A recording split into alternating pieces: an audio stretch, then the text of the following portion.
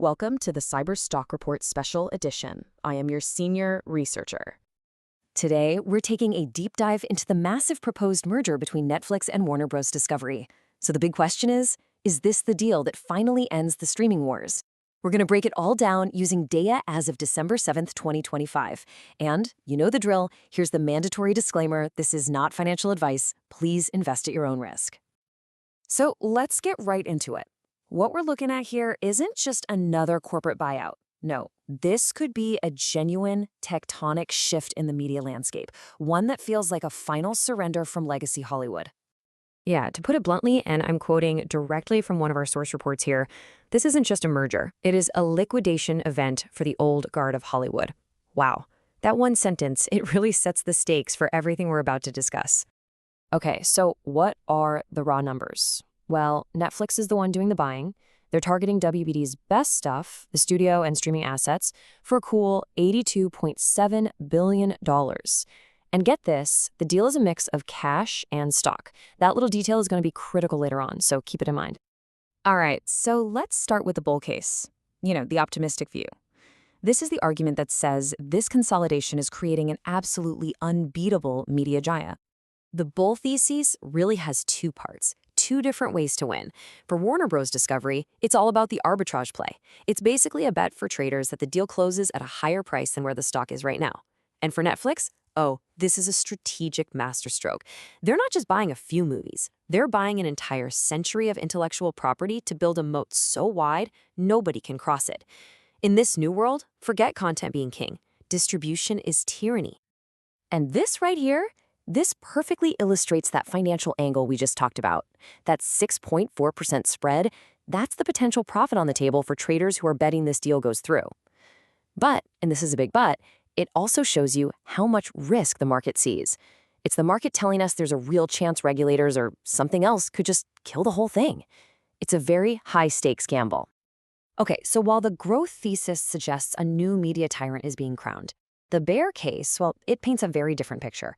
The macro risks and the deal's fine print, they point to some serious structural decay. This side of the argument is a lot more complex, so let's unpack it. You know, every time there's a big consolidation like this, someone gets left out in the cold. And in this story, the biggest loser's pretty clear. Paramount's guidance. They're now what the market is calling an orphan asset in a world of giants. And you don't have to take my word for it. Just look at the market's reaction. It was swift and it was brutal.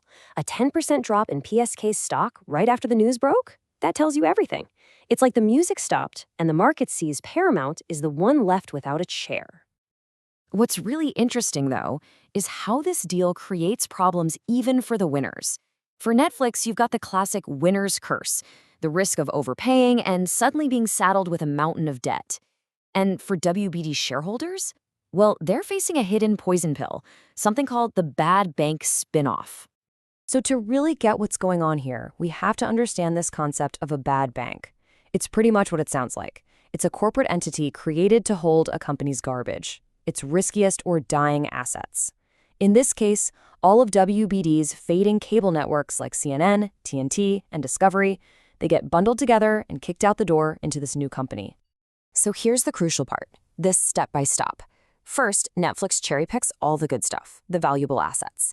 Then Warner Bros. Bundles all the leftovers, the declining networks, into this new thing called Discovery Global. And here's the kicker. WBD shareholders are forced to accept stock in this new, potentially worthless company. If the market decides Discovery Global is worth zero or close to it, well, then the real value of this merger for those investors is way, way lower than that big headline number. And just looming over this entire thing like a giant storm cloud is the political risk. You've already got key figures like Senator Elizabeth Warren calling this an anti-monopoly nightmare. What does that mean?